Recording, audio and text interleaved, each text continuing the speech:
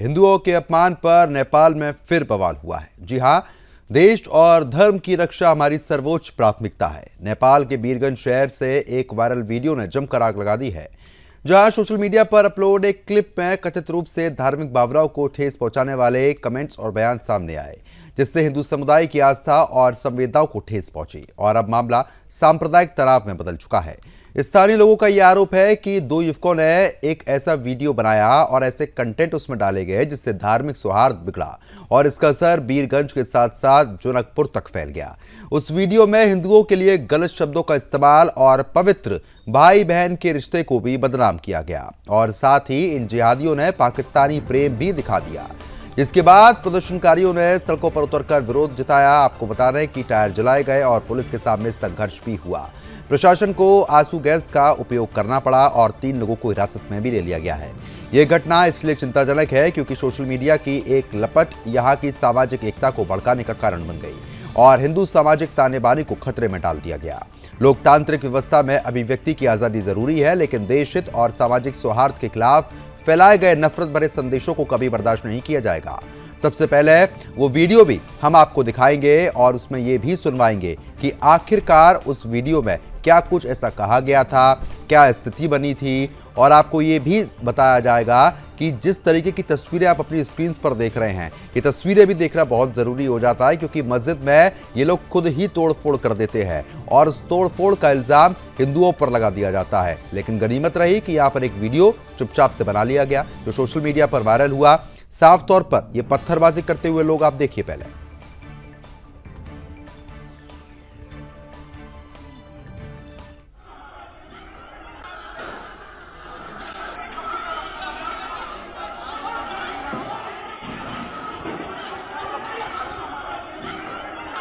तो फिलहाल जिस तरीके से आपने वीडियो देखी, अब वो वायरल वीडियो हम आपको दिखाने जा रहे हैं जिसमें हिंदुओं के खिलाफ गलत शब्दों का इस्तेमाल किया गया, देवी देवताओं का अपमान किया गया और पवित्र भाई बहन के रिश्ते को भी बदनाम किया गया। वो वीडियो आप देखिए।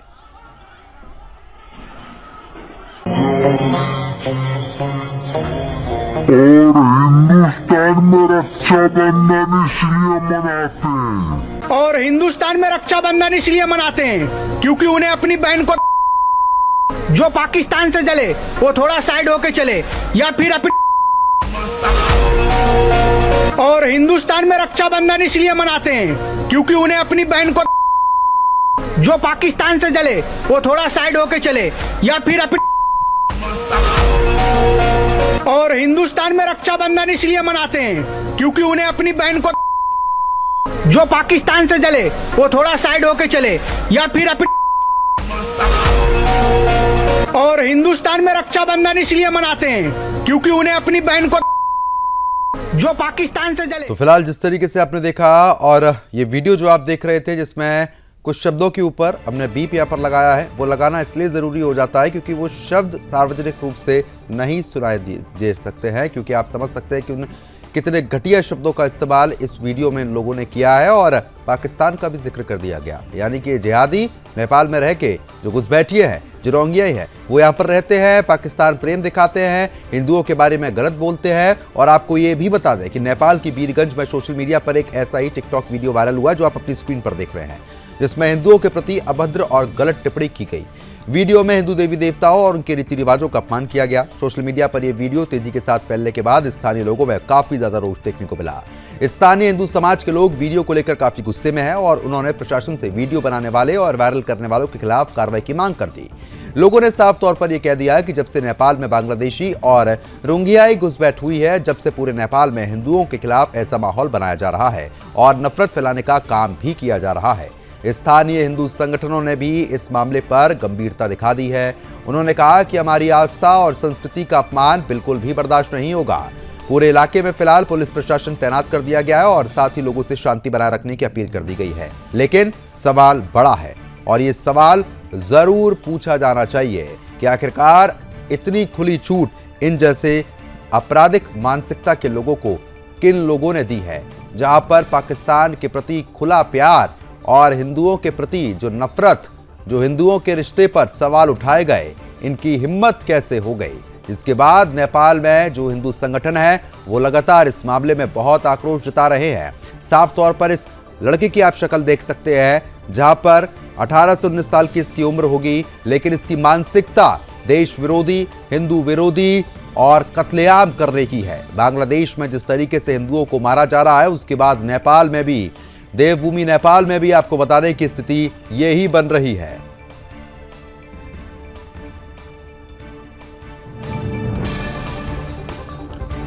एक तरफ तो आप ये साफ तौर पर वीडियो देख रहे हैं, ये वीडियो देखना इसलिए जरूरी है जिससे आपको ये पता लगेगा कि इन लोगों की मानसिकता क्या है।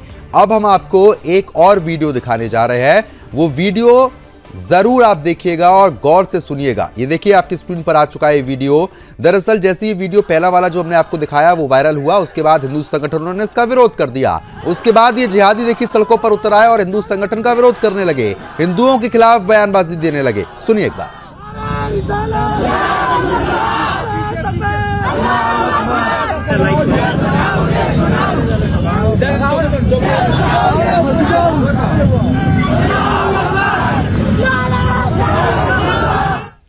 हिंदू भगाओ देश बचाओ, ये लाइन बोली गई थी। अल्लाहू अकबर के नारेबाजी यहां पर कर दी गई।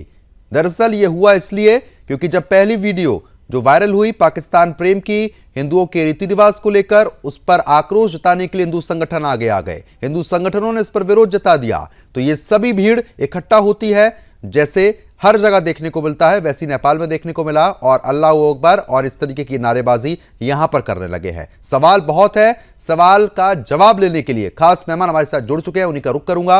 अभिषेक जोशी है हिंदू संगठन की तरफ से। अभिषेक बहुत बहुत स्वागत आपका। महेश अग्रवाल है, नेपाल मामलों की जानकार है, महेश जी स्वागत। शोएब सिद्दीकी मुस्लिम स्कॉलर, शोएब जी आपका भी बहुत बहुत स्वागत है। और हमारे जो नेपाल से संवाददाता है सुबोध कुमार, वो भी हमारे साथ लगातार बने हैं। और साथ ही साथ आपको बता दें कि और खास मेहमान जो हिंदू धर्मगुरु हैं वो भी हमारे साथ जुड़ चुके हैं, उनका भी रुख किया जाएगा। संतोष नंद जी महाराज हैं। सबसे पहले सुबोध मैं आप ही का रुख करूंगा, क्योंकि जिस तरीके की ये स्थिति है, साफ तौर पर हिंदू विरोधी नारे, हिंदुओं के देवी देवताओं का अपमान, पवित्र भाई बहन के रिश्ते का अपमान, पाकिस्तान के प्रति प्रेम, और उसके बाद हिंदुओं को भगाने की बात यहां पर कही गई। इलाके में अभी क्या स्थिति है? बिल्कुल, आपको बता दें कि जिस तरह से धनुषा जिला के सखुआ मडान से ये शुरू हुई है, जहां की एक मुस्लिम बस्ती है। उस मुस्लिम बस्ती में एक नदीम अंसारी जो कट्टरपंथी है, उनके द्वारा जिस तरह से टिकटॉक वीडियो पे हिंदुओं को रक्षाबंधन जैसे पवित्र रिश्तों को भी अभद्र भाषा का टिप्पणी करना, उसको लेके वहां के हिंदू संगठन के द्वारा विरोध दर्ज कराया गया और पुलिस प्रशासन से कड़ी इसकी कार्रवाई की मांग की गई। अगर सही समय रहते हुए अगर पुलिस प्रशासन इस पे ध्यान दी हुई रहती तो आज पूरे मध्य प्रदेश में इस तरह तनावग्रस्त नहीं होता। उसको देखते हुए नेपाल में जो मुस्लिम संगठन है वो सभी आके रोड पे, सड़क पर उतर के विरोध प्रदर्शन कर रहे थे। और जिस तरह से वो अभद्र भाषा का हिंदू देवी देवता या सरस्वती पूजा नहीं होने देंगे, उसके लेके वहां के हिंदू संगठन भी जब सड़क पर आए तो मुस्लिम संगठन के द्वारा एक ताजा वीडियो वीरगंज छपकैया का है ये वीडियो,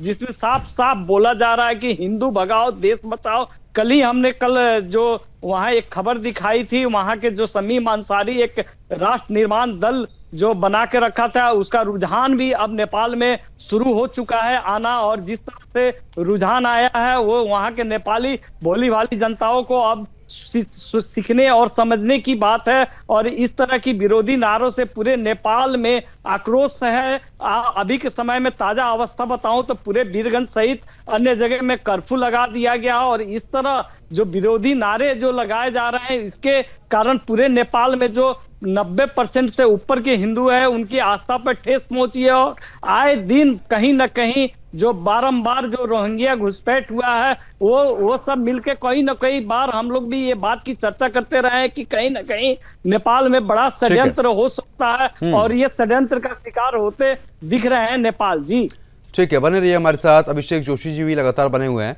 अभिषेक जी, क्योंकि साफ तौर पर नेपाल में जो स्थिति बन रही है और हिंदुओं के खिलाफ जो बयानबाजी, पवित्र रिश्तों को लेकर जो बयानबाजी यहाँ पर की जा रही है, वीडियो बनाए जा रहे हैं, पाकिस्तानी प्रेम दिखाया जा रहा है और ये भी कहा जा रहा है कि हिंदुओं को निकालो और देश बचाओ, तो ये कहना तो गलत नहीं होगा कि नेपाली जनसंख्या भारत में बहुत रहती है, खुशी से सम्मान से उनको रखा जाता है, लेकिन हिंदुओं के लिए इस तरीके की चीजें क्यों? और ऐसे जिहादी मानसिकता के लोग जो पाकिस्तान प्रेम रख रहे हैं, उनके लिए क्या कुछ कहना चाहेंगे आप?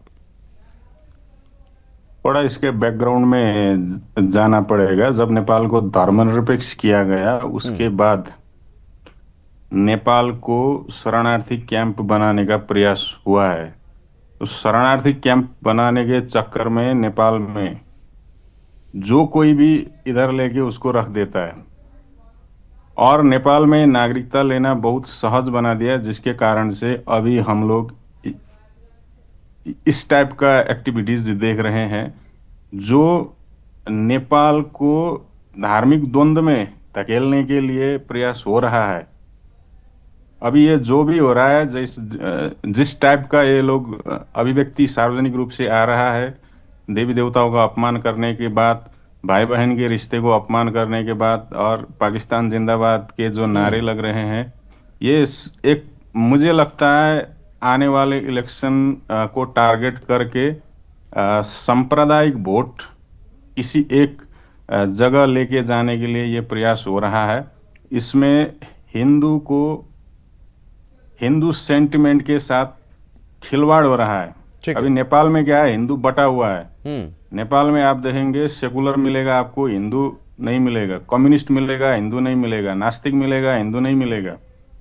तो ये पटा हुआ हिंदू है नेपाल में। और सबको मालूम है यदि अगर आने वाले इलेक्शन में सदन में ज्यादा से ज्यादा सीट लेके जाना है तो नेपाल में संगठित रूप से जो रहा है इस्लाम और ईसाई, इसको अपनी तरफ आकर्षित करना है। ठीक है, तो मुझे लगता है जो भी हो रहा है इसी प्लान के अंतर्गत हो रहा है। ठीक है महेश जी, क्योंकि आप नेपाल मामलों की जानकार भी है, विशेष रूप से आपको वाकई हर एक चीज भली भांति पता होगी, लेकिन पाकिस्तान प्रेम तो इन जिहादियों की नस-नस में बसा हुआ है, ये तो कहना गलत होगा ही नहीं। लेकिन जो स्थिति साफ तौर पर वहां पर नजर आ रही है कि मस्जिद से खुद हमला करते हैं, तोड़ते हैं, हिंदुओं पर नाम उसका लगा देते हैं। उसके बाद ये 18, 19 साल के जो लड़के हैं जिसका वीडियो भी हमने आपको दिखाया, उसमें साफ तौर पर हिंदू विरोधी नारेबाजी यहां पर की जा रही है। ये बांग्लादेशी घुसपैठिए हैं, जिहादी हैं या फिर रोहिंग्या ही हैं, क्या समझ रहे हैं आप?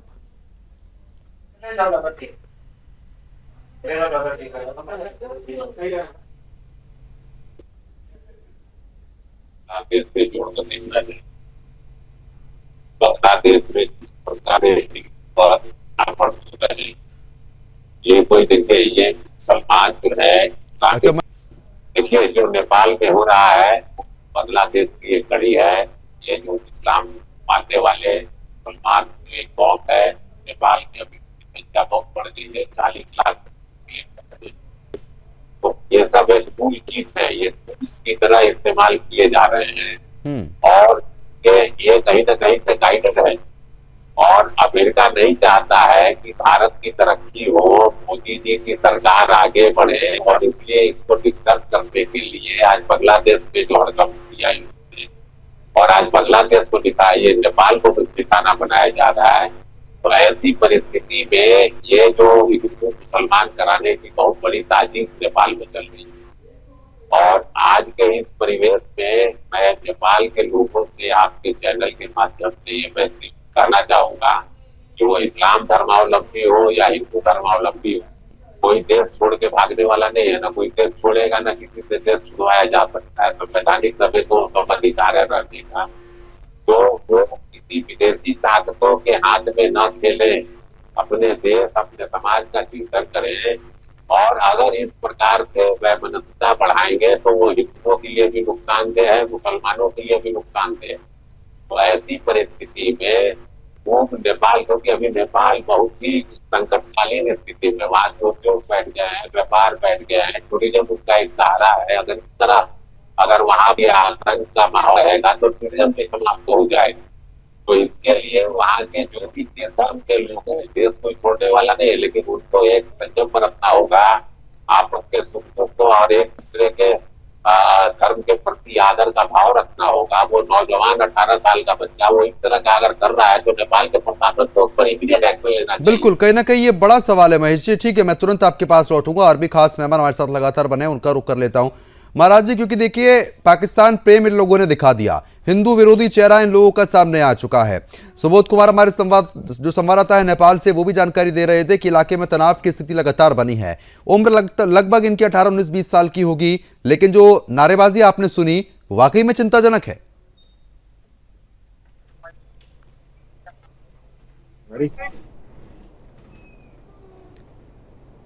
संतोषानंद जी महाराज, मेरी आवाज पहुंच रही है आप तक? हेलो जी, आवाज आ रही है? जी, सबको प्रणाम। और नेपाल का जो स्थिति है एकदम दुखद स्थिति है। ये नेपाल में जब से सेकुलर कंट्री किया, धर्मनिरपेक्षता के आड़ में केवल यहाँ गुंडागर्दी हो रहा है। और आज नेपाल देवभूमि है, भगवान पशुपतिनाथ, माता जानकी का, भगवान गौतम बुद्ध का देश है। और यहाँ लोग नारे लगाते हैं कि हिंदू भगाओ अभियान, हिंदू को भगा देना चाहिए। आज धर्मनिरपेक्षता के आड़ में यहाँ गुंडागर्दी हो रहा, और इसी कड़ी में आज वीरगंज में भी ये नारे लगे, आपको वीरगंज के छपकैया में। और आज वीरगंज में भी आप देखेंगे हिंदू समाज का जब जुलूस निकला तो मस्जिद के ऊपर से पत्थर चलाया गया, उसका पूरा वीडियो फुटेज सब है। तो कहीं ना कहीं ये हिंदू समाज को प्रताड़ित करने का काम हो रहा है। और हमारे देश के जो नेता हैं, इन्होंने जो सेकुलर कंट्री किया है, तब से आज नेपाल में विभिन्न जिलाओं में नेपालियों के जो यहाँ हिंदू हैं उनके साथ ये गुंडागर्दी हो रही है।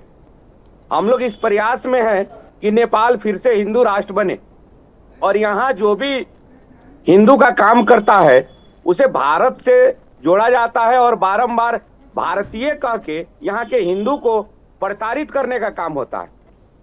और जगह जगह गाली। बिल्कुल शोएब जी, मैं आपका रुख करना चाहूंगा आखिरी में, क्योंकि मैं सबसे पहले बात करने के बाद आप ही के पास आना चाह रहा था आखिर में, और ये जवाब आपसे लेना चाह रहा था कि ऐसे लोगों को पाकिस्तान भेज दिया जाना चाहिए ना। जब इतना प्यार है और इतनी मोहब्बत है, हिंदुओं के प्रति इतनी नफरत है, और पाकिस्तान से इतनी प्यार मोहब्बत की जब बातें करते हैं ये, तो पाकिस्तान भेज दें। देखिए शर्मा जी, बहुत देर कर दी मेहरबा आते आते, कौन जिंदा रहता है सहन होने तक।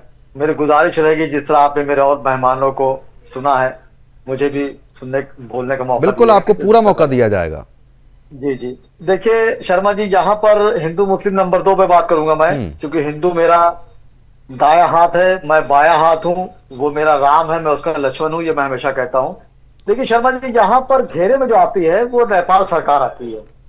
नेपाल सरकार वहां पर इस तरह के जो मामले हो रहे हैं, उनकी जिम्मेदारी बनती है कि आप किसी भी समुदाय पे कोई जुल्म हो रहा हो, खास करके आप देखिए कितनी बड़ी बात आपने भी टीवी पे दिखाई, जो लड़का जो बोल रहा था, मुझे बहुत शर्म आई। अच्छा वो आपने बीप लगा दी थी, वो आज पूरी बात मुकम्मल नहीं हो पाई, वरना मैं शर्मसार हो जाता आपके चैनल पर।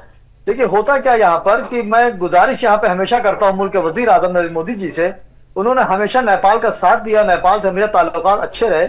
और जब से नेपाल से हमारी संधि है, कभी वहां पे बॉर्डर सील नहीं हुआ, हालात जो भी बिगड़े हो जांचें सख्ती से करी गई, लेकिन कभी बॉर्डर सील नहीं किया गया। तो मेरी गुजारिश यहाँ पे मुल्क के वजीर आजम से भी रहेगी कि वो नेपाल के वहां पे प्रधानमंत्री वगैरह से बात करें वहां पे कि इस तरह के मामले क्यों हो रहे हैं, और खासकर नेपाल सरकार को घेरे में ले। आप देखिए उस लड़के ने जो अभी आपने बताया, आपने रक्षाबंधन, यकीन जानी शर्मा जी, मगरिब का वक्त हो रहा, अभी मैं नमाज भी मगरिब के पढ़ूंगा इंशाल्लाह। आप देखिए होता क्या, तो रक्षाबंधन की बात कर दी। नमाज पढ़ने से पहले भी आप झूठ बोल रहे हैं यहाँ पे। बड़ा अच्छी तरीके से आप बातों को घुमाते हैं शोएब जी, ऐसे बातों को घुमा देते हैं। आपने नेपाल सरकार को घेरा, लेकिन आपने उस भीड़ को नहीं घेरा, उस जनता को नहीं घेरा जो इस तरीके की बयानबाजी कर रही थी। आज टोकने पूरी बात तो कर दूं, और मेरी गलती, उसको गलती भी तो मैं माफी मानूंगा कि हमारे मुल्क के वजीर आजम क्यों नहीं एक्शन ले रहे हैं भाई, ना बांग्लादेश पे ले रहे हैं, नेपाल पे ले रहे, कब लेंगे, उसके बाद भी तो करूंगा।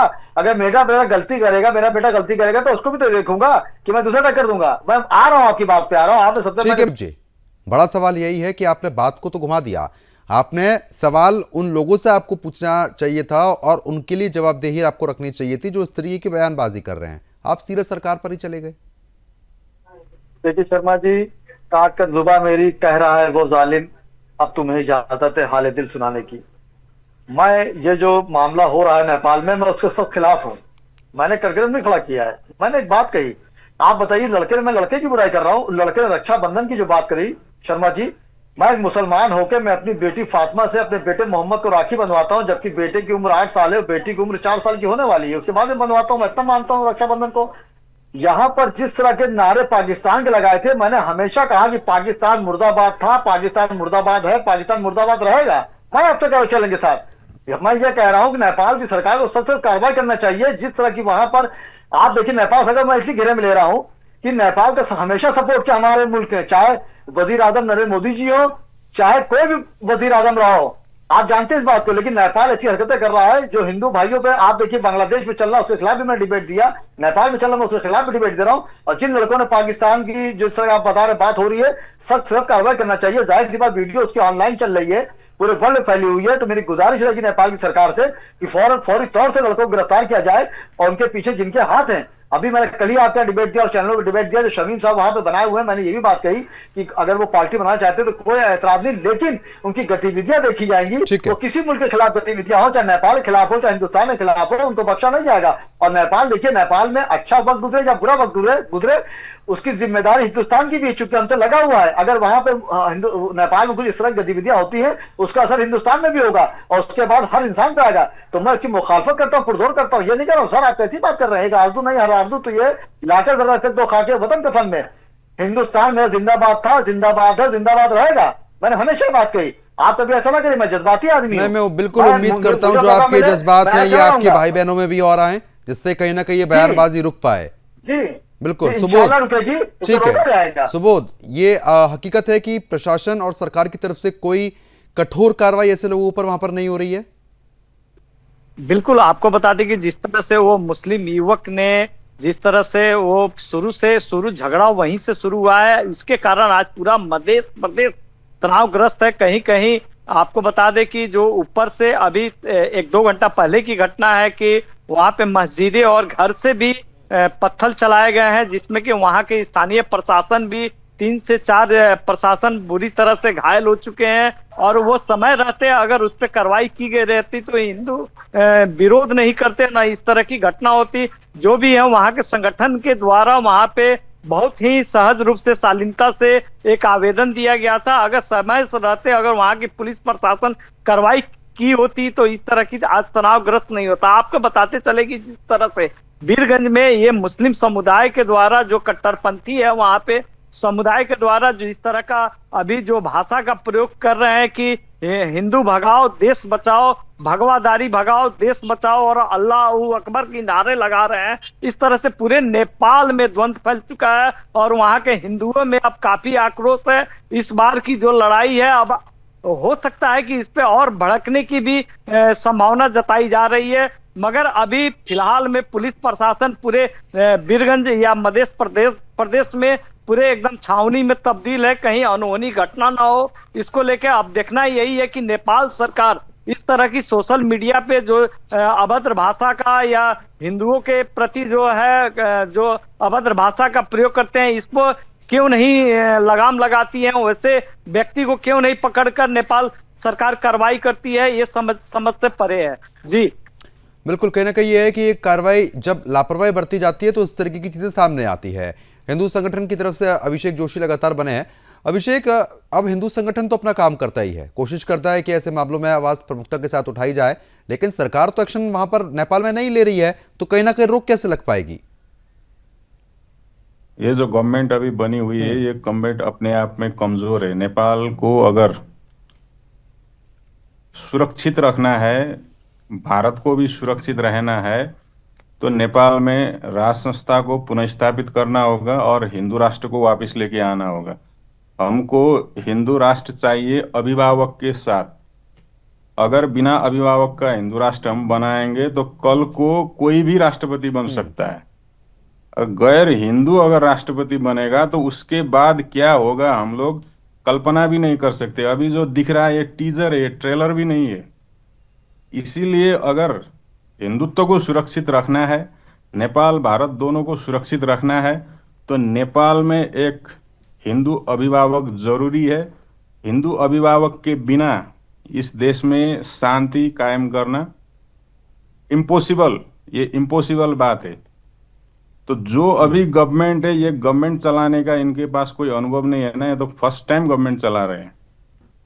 तो वहीं से भी ये क्या है, अंतरिम सरकार है, इसको चुनाव करने का जिम्मेवारी दिया हुआ है, इसलिए ये लोग खाली चुनाव में फोकस है। ठीक है, लेकिन देश के एक भाग में धार्मिक दंगा फैल चुका है, वहां पे धार्मिक आग लगी हुई है। इस बात में मुझे नहीं लगता है ये लोग प्रभावकारी रूप से बहुत जल्दी कुछ रिजल्ट दे सकते हैं, टाइम लगेगा। बिल्कुल, मैं आ रहा हूं आपके पास। महेश जी, आप एक तरफ तो अभिषेक जोशी साफ तौर पर कह रहे हैं कि हिंदू राष्ट्र की वहां पर जरूरत है, लेकिन दूसरी तरफ अल्लाह अकबर के नारे और हिंदुओं के खिलाफ इस तरीके की बयानबाजी, अब आपसी सामंजस्य कैसे बैठेगा?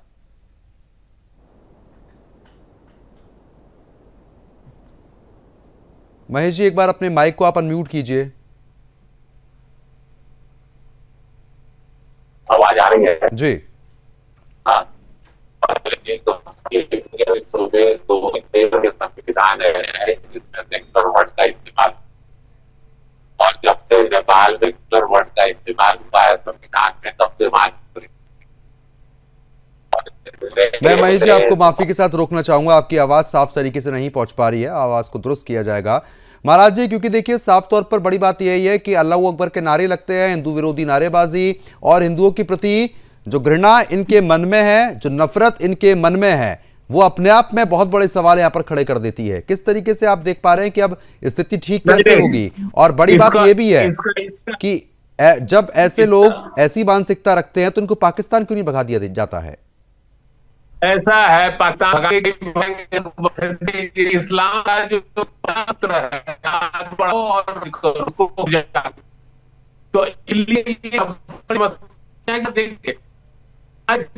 मैं महेश जी आ रहा हूं आपके पास। महेश जी, आवाज नहीं आ पा रही है आपकी, मैं आवाज ठीक करवाता हूं दोबारा, उसके बाद आपके पास आऊंगा। महाराज जी, यही सवाल आपसे। जी, ये सबसे दुखद बात क्या है कि नेपाल हिंदू राष्ट्र था और प्रायोजित रूप से उसमें खासकर कुछ हिंदू नेता जो हैं, जो विभिन्न पार्टियों में है, कांग्रेस में है, एमआलए में है, माओवादी में है, मधेसी दल में है, जो हिंदू नेता, उन्होंने जबरदस्ती, नेपाल कोई सेकुलर होने के लिए तैयार नहीं था, धर्म निरपेक्षता की ओर नेपाल नहीं था। धर्म निरपेक्ष जो किए हैं वो कुछ लोग पैसा खाकर नेपालियों का जो एजेंडा था हिंदू राष्ट्र, इसको खत्म करने के लिए, और ये धर्म निरपेक्षता के आड़ में आज यहाँ गुंडागर्दी हो रहा है। और आज हिंदू देवी देवता, कभी हमारे पशुपतिनाथ पे टीका टिप्पणी होता है, कभी माता जानकी पे टीका टिप्पणी होता है, कभी भगवान गौतम बुद्ध पे टीका टिप्पणी होता है, और हिंदू का जब जब पर्व आता है आपको, तब तब कहीं ना कहीं हिंदू का हत्या होता है, दंगा फसाद होता है। तो कहीं ना कहीं ये हिंदू का देश है, पशुपतिनाथ का देश है, और हिंदू को यहाँ कैसे अल्पसंख्यक बनाया जाए, आज यहाँ पे मुस्लिम आयोग लगायत विभिन्न आयोग सब बनाया गया। हिंदू का जनसंख्या कम करने के लिए हिंदू क्लस्टर को बांटने का काम हुआ। तो आज इसी का नतीजा है कि ये मध्य प्रदेश में बारंबार गुंडागर्दी हो रहा है। और आपको गौ हत्या, आज हिंदू समाज गाय को माई के रूप में पूजता है, आज यहाँ खुल्लम खुल्ला गौ हत्या लोग करते हैं। तो अब जो नेपाल का हिंदू है, जो नेपाली है, ये देवभूमि में है, और जो हिंदू राष्ट्र को नहीं स्वीकारता, मुझे नेपाल में रहने का कोई अधिकार नहीं है। ये हमारे देश के कुछ मुट्ठी भर नेता पैसा खाके हम नेपालियों का, हिंदुओं का पहचान मिटाने का काम किए। इसलिए नेपाल को बचाना है तो इसको फिर से हिंदू राष्ट्र बनाना होगा। और नेपाल और भारत दोनों देवभूमि है, तो भारत के लोगों से भी मेरा रिक्वेस्ट है कि नेपाल को हिंदू राष्ट्र बनाने में भी उन लोग का भी साथ सहयोग हो, ताकि पूरे दुनिया का हिंदू का आस्था भगवान पशुपतिनाथ से, माता जानकी और भगवान गौतम बुद्ध से जुड़ा है।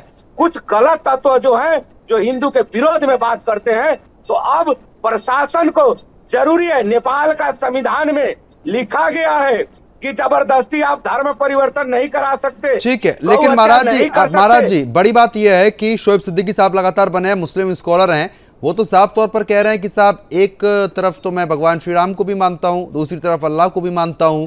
अब वो तो बड़ी प्यार मोहब्बत की बात कर देते हैं कि बड़ी बात यह है, एक तरफ तो साफ तौर पर महाराज जी जब हिंदुओं की बात आती है तो कहीं ना कहीं शोएब सिद्दीकी साहब बहुत ही प्यार मोहब्बत लुटाते हैं, लेकिन ज़मीनी हकीकत तो बहुत अलग है ना महाराज जी। देखिए, एक चीज क्या है कि जब हिंदू पे दमन होगा तो कोई नहीं बोलेगा। नेपाल में भी बहुत सारे गुंडागर्दी होता है, लव जिहाद का शिकार, जमीन जिहाद, बहुत सारे घटनाएं होती है। हम यह चीज मानते हैं कि हम लोग गाय को पूजते हैं और गाय खाने वाला कभी हिंदू का भाई नहीं हो सकता।